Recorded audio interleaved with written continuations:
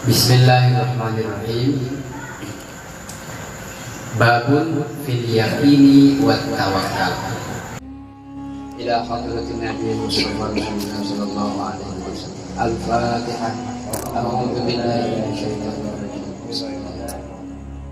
Bismillahirrahmanirrahim. Faslun alladzi Bismillahirrahmanirrahim.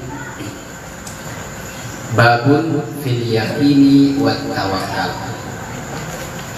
Kemarin kita bahas tentang bab takwa, kemudian ciri-cirinya dan caranya supaya takwa ini terus bertambah, yaitu meningkat dari waktu ke waktu, tidak statis gitu. Segitu aja, mesti ada peningkatan. Sama juga halnya kita berharap taraf ekonomi dalam kehidupan selalu ingin naik. Kenapa tidak? Takwa justru lebih daripada itu. Setelah kemarin kita tanamkan tentang takwa kepada Allah Subhanahu wa taala, mengharuskan kita lebih mendekat. Sebaliknya kita juga diperintahkan takwa terhadap dunia. Artinya disuruh menjauh, menghindari atau berhati-hati terhadap dunia. Bukan berarti tidak boleh. Kemudian harus yakin. Sekarang ini yang kita akan baca dalam bab yakin dan tawakal. Babun fil yaqini wat tawakkal. Qala Allah Ta'ala dalam surat Al-Ahzab ayat 22. A'udzu billahi minasyaitonir rajim. Walamma ra'al mu'minuna al-ahzaba qalu hadza ma wa'adana Allahu wa rasuluhu wa sadaqallahu wa rasuluhu wa ma zadahum illa imanan wa taslima. Di dalam Al-Quran, walamma ketika ra'al mu'minuna, ayat ini berkenaan dengan suatu peristiwa besar yang kita kenal dengan perang Khandaq. Khandaq itu artinya parit, lubang yang dibentangkan, yang dibuat untuk menjebak musuh. Muslimin di sebelah barat, kaum musyrikin di sebelah timur. Di antara pertemuan di pertempuran itu, di tengah-tengah dibuatlah parit, lubang yang dalam, lebar, sehingga mereka musuh ini terjebak dalam lubang ketika akan maju menyerang kepada kaum muslimin. Nah, ini ayat berkenaan dengan kejadian itu. Ahzab yang dimaksud adalah para tentara orang-orang musyrik yang mereka ikut berperang untuk memerangi kaum muslimin pada hari perang Khandaq. Maka Khandaq dikenal dengan parit.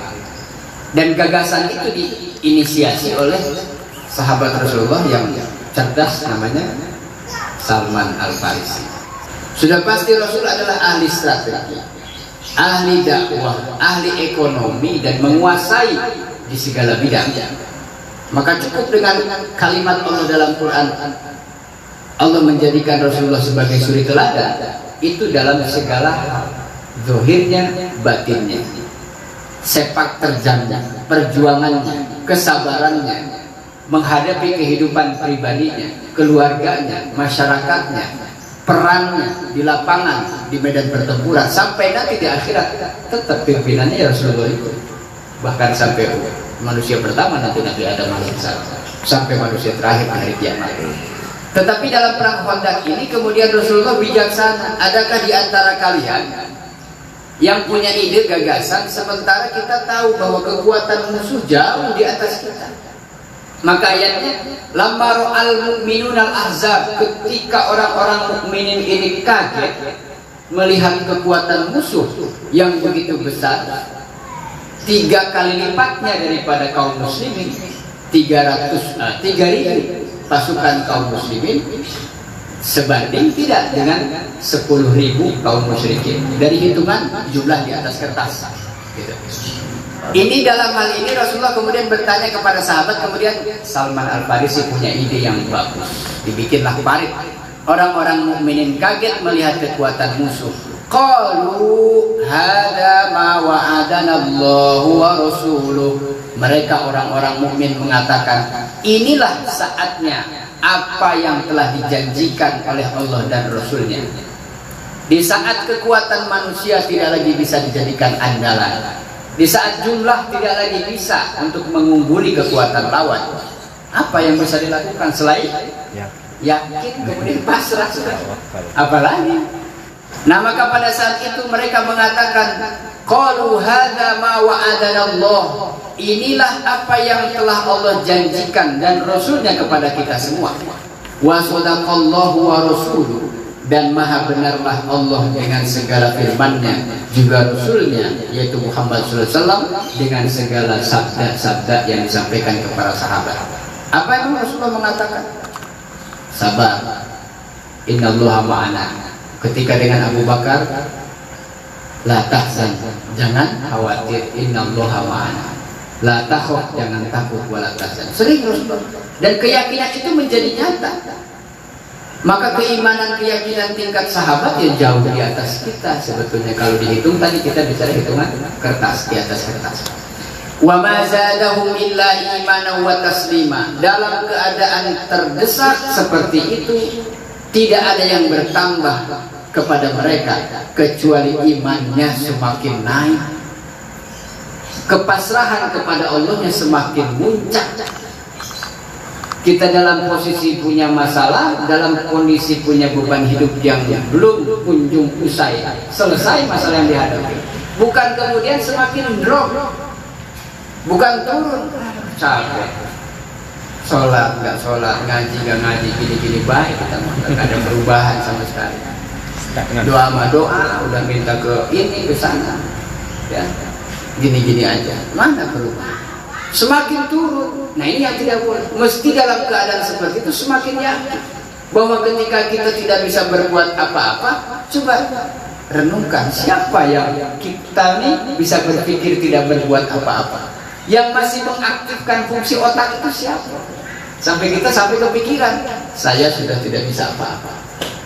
Terus tarik nafas, dibuang. Nah, yang menarik nafas dan membuang nafas ini siapa? Kalau kita bilang tidak punya siapa-siapa, maka selalu ada Allah, sebagaimana kemarin kita dalam bab muraqabah selalu merasa ada Allah. Innama ana ma'akum aina ma kuntum. Allah mengatakan saya selalu bersama kalian dimanapun kalian berada. Nah, para sahabat kaum mukminin pada saat itu perang dengan strategi perang Khandaq itu yang disebut parit. Di saat waktunya pertempuran, mereka betul-betul meyakini tentang kemenangan itu akan datang dari Allah Subhanahu wa Ta'ala. Terjadi, Allah sudah menghendaki. Apa yang Allah kehendaki pasti terjadi. Tidak ada yang bisa menghalangi. Tidak arada syai'an, Allah akan menghendaki. Ketika menghendaki segala sesuatu, apa saja, kun fayakun. Kata Allah, jadi. Nggak bisa enggak. Bagaimana mungkin Rasulullah sebagai manusia biasa dalam satu sisi adalah al-bashar, seterusnya adalah laisa kal-bashar, tidak seperti manusia biasa. Bagaimana bisa manusia seperti Rasulullah dari sisi kemanusiaan bisa berangkat dari Masjidil Haram ke Masjidil Aqsa di Palestina, naik ke langit 1, 2, 3, 4, 5, 6, 7 sampai Sidratul Muntaha, pulang lagi sebelum subuh 2 jam kurang lebih. Tidaklah mungkin secara akal profesor manapun. Tetapi di situ ayat subhanalladzi asra, maha suci Allah yang memperjalankan. Kalau sudah secara upaya maksimal, kekuatan pikiran kita sudah dicurahkan, hati kesabarannya sudah kita olah, tetapi hasilnya masih belum kelihatan, di situ beradanya Allah. Sudah, ya Allah, saya pasrahkan segalanya kepada Engkau. Saya sudah berusaha semampu saya. Nanti Allah mudah mengatakan, menugaskan malaikat. Malaikat siapa yang bagi rezeki itu? Mikail. Mikail kasih sekarang. Turunkan sore ini. Ya Allah, sekarang? Iya sekarang. Kapan ya kita tidak tahu. Makanya jangan pernah putus asa, la tayasu min rohillah. Jangan pernah putus asa dari rahmat Allah. Jangan selangkah lagi nyampe. Nah pada saat itulah ini sekilas tentang kejadian perang Khandaq. Kurang itu musuh kemudian menyerang tanpa mereka tahu sudah ada lubang di depan mereka, berkuda dengan lari secepat-cepatnya menyerang 10.000 lawan 3.000. Sudah pasti mereka overconfident, pasti menang. Muhammad kalah kabut ini pasti. Turun dari gunung itu mereka lari sekencang-kencangnya dan masuk ke dalam parit sebanyak-banyaknya. Gebrus 500 masuk, gebrus 1.000 masuk, habis itu 1.000. Yang 3.000 mukmin tetap jaga-jaga, barangkali ada yang lolos, tahu, mutar. Itu yang terjadi seperti itu. Nah ayat ini berkenaan dengan itu apa maksudnya? Kita bisa ambil pelajaran bahwa Allah dan Rasulnya ketika berjanji tidak mungkin sulaya, tidak mungkin menyalahi janji, bahwa kemenangan itu sangat dekat, bahwa ketika kita ditimpa musibah Allah pasti siapkan gantinya. Dan Allah katakan mubasysyiris sabirin, berbahagialah bagi orang-orang yang sabar. Itu benar. Bukan yang sabar yang ditimpa musibah kemudian jadi menderita. Sabar sebentar lagi.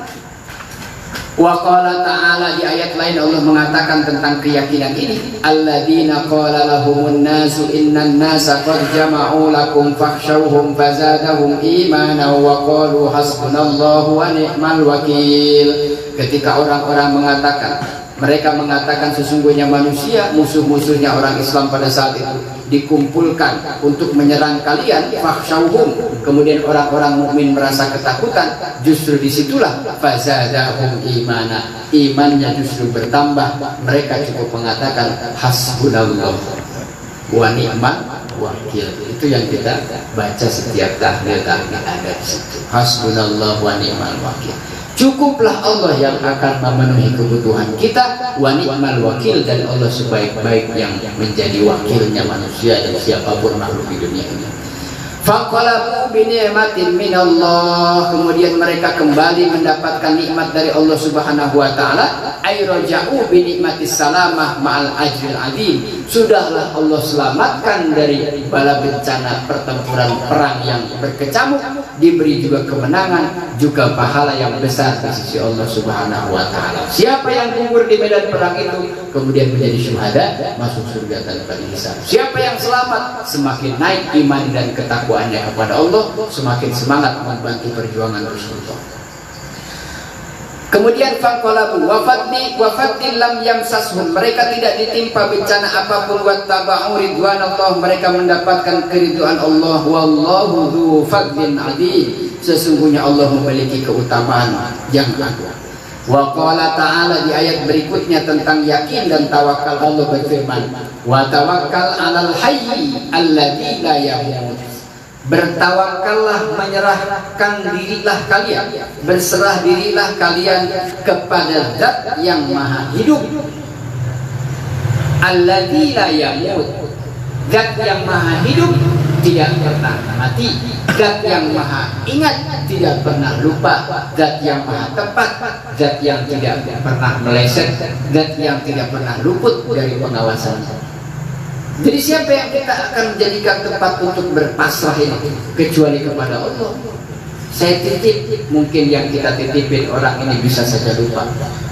Saya titip kepada si A ini mungkin juga hianat.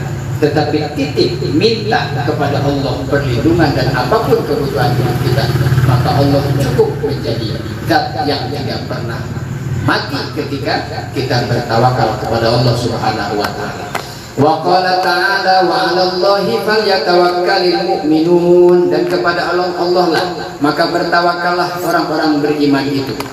Wa qala ta'ala, di ayat lain Allah berfirman, fa idza azamta, ketika engkau merencanakan sesuatu, fatawakkal 'alallah, maka bertawakallah kepada Allah, serahkan hasil akhirnya kepada Allah.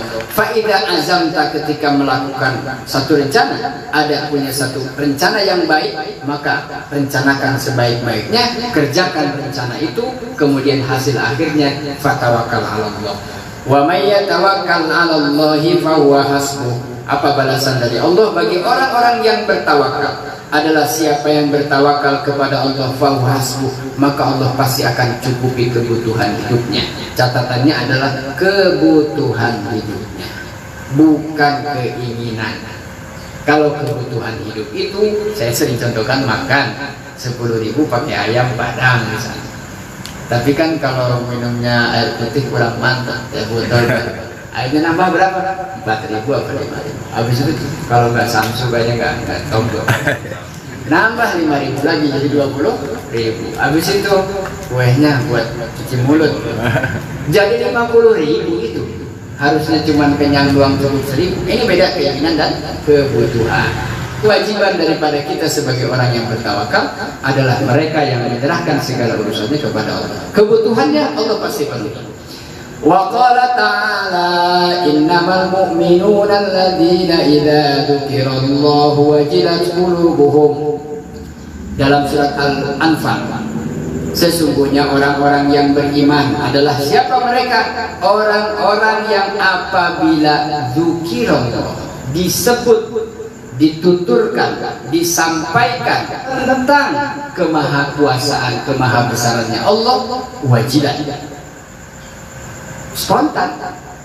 Wajilat adalah merinding gitu, bergetar. Kita baru sampai merinding, nah, bergetar sampai ke hati. Ketika disebutkan nama Allah, Allah tuh namanya ada berapa? Banyak. Asmaul Husna ada berapa?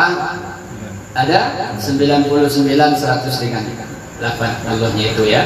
Asmaul Husna. Kemudian sifat wajib bagi Allah ada 20. Allah tuh wujud, kidam, bakum, khulafatul hawadits, kita hafal alhamdulillah. Sifat mustahilnya lawan daripada yang wajib, adam, hudus, fana, mumatsalatul hawadits dan seterusnya. Sifat jaiznya 1, fi'lu kulli mumkinin aw tarkuhu. Allah punya sifat jaiz, benar, yaitu prerogatif hak Allah menjadikan sesuatu atau tidak menjadikan sama sekali. Itu terserah Allah, jangan kita yang protes. Allah bisa saja bikin semut seperti gajah, tapi Allahnya nggak mau, pengennya semutnya seperti gitu, gajahnya seperti itu. Allah nggak bisa, kita terbang bisa, cuma Allah kasih akal. Coba kamu berpikir bagaimana bisa terbang. Keluar ada ide Pak Habibie dari Indonesia bikin satu mesin, dibuat kemudian terbang dan seterusnya. Ada prosesnya seperti itu. Nah, maka orang yang beriman adalah mereka yang disebutkan nama Allah itu, apapun yang berkaitan melekat kepada zat Allah, wajilat qulubuhum, ada getaran di hati-hati mereka. Wa idza tuliyat, kalau dzikir itu cuma disebutkan. Wa idza tuliyat, ketika dituliyat itu dipaparkan, dijelaskan, dingajikan tentang agama, dijelaskan sejelas-jelasnya. Alaihim ayatuhu, tanda-tanda kebesaran Allah. Bagaimana langit terbentang tanpa atap, bagaimana rumah bisa tegak berdiri dengan pondasi-pondasinya, bagaimana manusia bisa berjalan jarak jauh, bagaimana sekarang teknologi begitu canggih, suara tanpa ada rupanya, kapan saja 24 jam tidak terbatas, bagaimana kehidupan ini bisa hancur, dan semua tentang tanda-tanda kebesaran ayat-ayat Allah disampaikan, dijelaskan kepada mereka. Zadahum, semakin bertambah setiap saat, imanau wa ala rabbihim yatawakkalun, bertambah imannya, semakin yakin, semakin tawakal, semakin takwa. Kemudian mereka juga dengan keyakinan yang besar itu tawakkalun, mereka bertawakal kepada Allah Subhanahu wa taala. Nah, itu ayat-ayat Quran yang mendasari tentang pentingnya sikap yakin kepada Allah dan tawakal kepada Allah. Tidak mungkin Allah menyalahi janjinya. Wal ayatu fi fadli tawakkal katsiratun ma'rufatun. Amat sangat banyak ayat-ayat berkenaan dengan keyakinan kepada Allah Subhanahu wa taala. Nah, kemudian sampai kapan kita yakin? Sampai kapan kita tawakal? Sampai kapan kita sabar? Adalah Allah katakan hatta ya'tiyakal yakin. Ada sebagian ulama tafsir menjadikan ayat ini memaknai tentang ya'tiyakal yakin adalah kematian. Sampai kapan sabar? Sampai mati. Sampai kapan tawakal? Sampai mata tidak bisa lagi melihat, nafas tidak lagi bisa berhembus. Sampai akhirnya, karena Allah tidak punya batas tentang kesabaran dan rahmatnya. Wa amal ahadits, adapun dasar daripada hadis-hadis Rasulullah SAW demikian banyaknya. Fal awal, yang pertama, an Ibnu Abbas, diriwayatkan dari Ibnu Abbas radhiyallahu anhu qala Qala Rasulullah sallallahu alaihi wasallam uridat alayya al-umam. Rasulullah diperlihatkan kepadanya umat yang begitu banyak. Fara'aitu nabiyya wa ma'ahu ruhaid. Ruhaid itu jumlah jamaah yang sedikit, sebagian kecil manusia. Wan nabiyya ma'ahu rajul wa rajulani, ada dua orang laki-laki. Wan nabiyyi wa laysa ma'ahu ahadun, tetapi tidak dikenal oleh Rasulullah. Rasulullah ketika itu diperlihatkan ada satu kaum yang banyak, tetapi sebagiannya tidak dikenal oleh Rasul siapa mereka. Fadhanantu annahum ummati, Rasulullah menduga bahwa ini mereka semua adalah umatku. Faqila, maka dikatakan kepadaku, kata Rasulullah. Ini ketika Isra Mi'raj. Rasulullah kemudian diperlihatkan satu kaum yang banyak, tetapi Rasul tidak mengenalnya. Dikira itu kaumnya Nabi Muhammad, beliau. Hada Musa wa qaumu, ada seorang yang berdiri tegak besar badannya. Ini adalah Musa dan kaumnya. Walakin indur ilal ufuk, kemudian lihatlah kepada ufuk. Ufuk itu tempat keluar fajar, tempat keluarnya, tempat beredar, tempat keluarnya. Fanazartu faida sawadun azimun, maka Rasulullah melihat ada sesuatu yang gelap, hitam besar. Faqila li unzur ilal ufuqil akhar, kata suara yang tadi terdengar oleh Rasul, cobalah Rasulullah engkau melihat kepada ufuk yang lain. Faida sawadun azimun, sama melihat ke arah depan, gelap, hitam besar, belembek, gede besar gitu. Ke belakang juga sama, kanan kiri begitu. Faqila li hadhihi ummatuka wa ma'ahum sab'una alfan. Rasulullah kemudian mendengar suara, ini adalah umatmu wahai Muhammad, wa ma'ahum sab'una alfan yadkhuluna jannah. Bersama kumpulan orang-orang mereka ada sekitar sab'un 70 alfan ribu, 70.000 mereka dari umatmu yang masuk ke dalam surga bighairi hisabin, tanpa dihisab, wala adzabin, tidak juga diadab. Coba lihat daftar namanya ada nggak? Tentu ada daftar namanya 7.000, gimana bacanya saya? Itu Rasulullah diceritakan begitu. Sumana hadu fadakhala manzilah fakhadun nas, kemudian keluarlah, masuklah satu kelompok lain. Fi ulaika alladziina yadkhuluna al-jannah bighairi hisab, mereka di tengah-tengah orang-orang yang mendapatkan tadi masuk surga tanpa hisab, la adzabin, tidak beradab. Faqala ba'duhum, siapa ya Rasulullah, siapa mereka yang masuk surga tanpa hisab, tanpa adab? Fala allahumul ladzina sahibu Rasulullah, mereka adalah para sahabatnya yang menemani perjuangannya Rasulullah. Wa qala ba'dhum, sebagian ulama menyebutkan, berpendapat, alladzina wulidu fil Islam, mereka orang-orang yang dilahirkan dalam keadaan Islam, lam yusyriku billahi, hidup di dalam kehidupan orang muslim dan tidak pernah menyebutkan Allah dengan sesuatu apapun. Wa dzakaru asya'a, banyak lagi pendapat para ulama mengenai tafsir yang dimaksud 70.000 orang ini siapa saja mereka. Humul ladzina la yarquna wa la yastarquna wa la yatatayyarun. Ada di sini dijelaskan, mereka di antara la yatlubuna riqyah wa la yatasha'amun kama kana yaf'alu ahli jahiliyah min tasha'um bil khair wa nahwi. Kita sudah istilah dengar kabar burung gitu ya, kabar burung atau kabar yang belum desas-desus atau lebih parahnya kok ya sekarang. Nah ini yang dimaksud daripada ini adalah di antara 70.000 orang itu adalah mereka yang hidup di tengah kehidupan sebagai seorang muslim, tetapi tidak bertebaran seperti burung-burung yang bersuara, hanya bersuara di luar jauh sana, tetapi tidak jelas maksudnya apa. Artinya dimaksudkan di sini minat tasya'um, hanya mencela-cela siapa saja, mencari. Dalam hadis disebutkan la tahasadu wa la tajassasu wa la tanafasu dan seterusnya. Janganlah kalian saling mencaci, memaki dan menjadi wasilah. Provokator berarti wasilah itu perantara. Orang ini sama orang ini baik-baik aja, tapi kalau disulut, yang ini difitnah, diaduin gitu. Nah ini, selagi orang tidak berbuat itu, masuk dalam golongan tadi yang 70.000.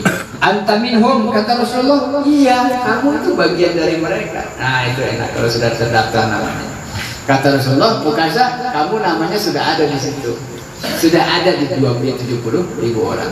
Summa qama rajulun akhar, kemudian yang lain pada iri, berdirilah mereka, ud'ullaha ayaj'alani minhum. Ya Rasul, berdoalah agar Allah menjadikan saya juga masuk dalam daftar itu. Sabaqaka biha Ukasha. Ya, kamu udah keduluan sama Ukasha. Itu artinya sisanya bukan gak masuk. Nah, berusaha seperti yang tadi Rasul contohkan. Atsani an Ibnu Abbas radhiyallahu anhu aidan anna Rasulullah. Apa berkenaan hadis tadi adalah tentang keyakinan bahwa rahmat Allah begitu luas, ampunan Allah begitu luas, tidak terbatas selagi catatan-catatannya tadi diperhatikan, tidak melakukan kemusyrikan. Rasulullah selalu bersabda, berdoa, karena yaqulu Allahumma laka aslamtu. Ini juga sering kita baca. Ya Allah, aslaka aslamtu, aku berserah diri kepada Engkau. Doa-doa yang dibacakan Rasulullah salah satunya. Wa bika amantu, dan kepada Engkaulah kami beriman. Nanti seterusnya wa ala rizqika aftartu, bukan. Ini puasa nanti. Ini wa alaika tawakkaltu. Udah dengar wa bika amantu ini udah bau kepala gitu. Wa bika amantu, dan kepada Engkau kami beriman. Wa alaika tawakkaltu, dan kepada Engkau kami berserah diri. Wa ilaika anabtu, dan kepada Engkau kami ingin kembali dengan cara bertaubat. Wa bika khasamtu, dan kepada Engkau kami pergi berperang atau kami bertahan menghadapi musuh-musuhmu karena Engkau. Allahumma inni a'udzubika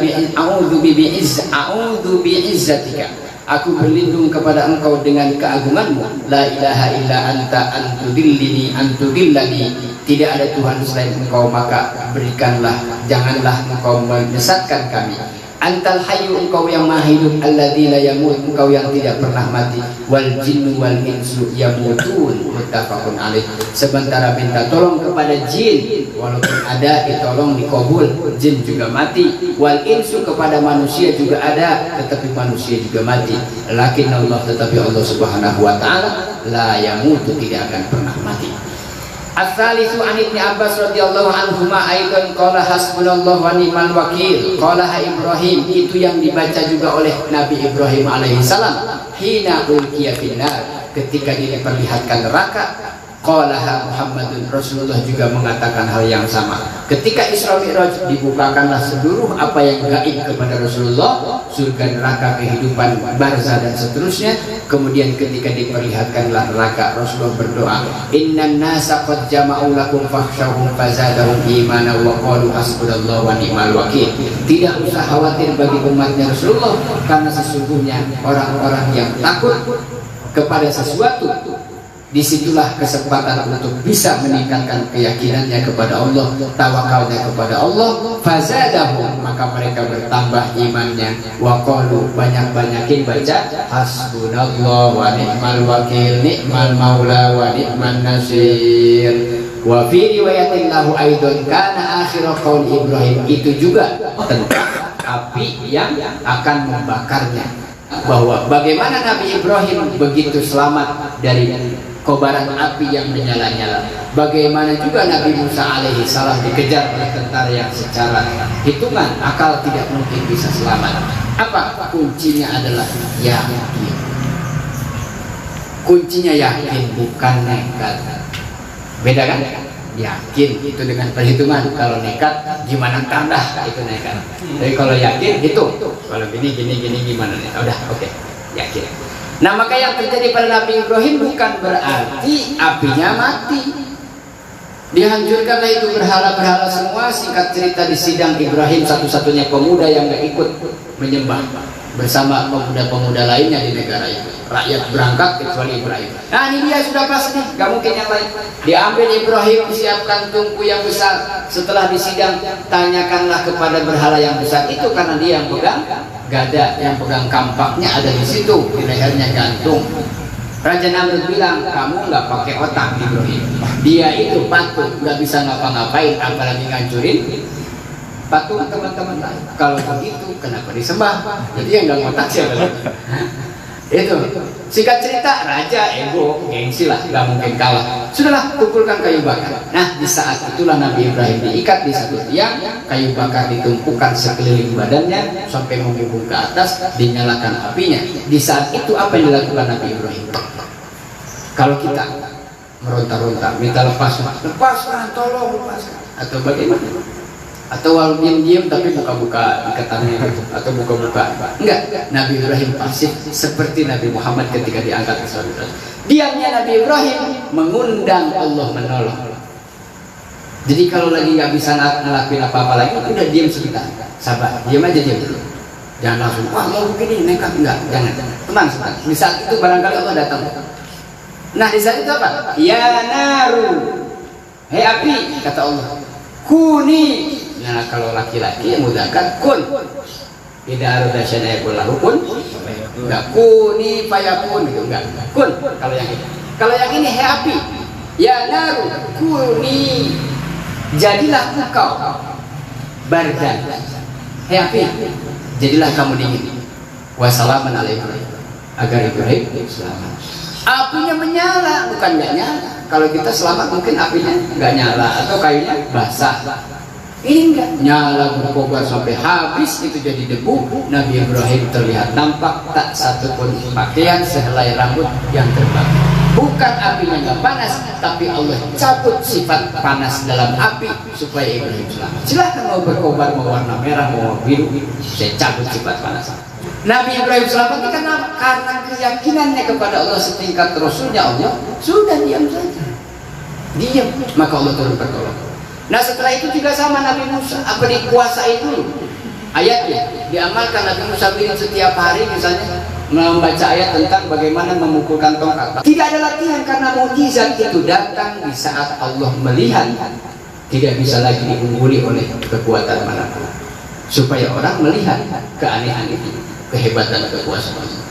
Sampai ke tepian Laut Merah, Allah turunkan wahyu, pukulkan tongkatmu, kebuka. Nabi Musa tidak nanya lagi, ntar kalau dipukulin nanti gimana ya Allah? Nggak pakai nanya, langsung pukulin aja. Sama seperti Ibrahim, nggak usah meronta-ronta, pengen lari kabur, nah, diam aja, diam, diikat ya Allah, ya diam, udah diam.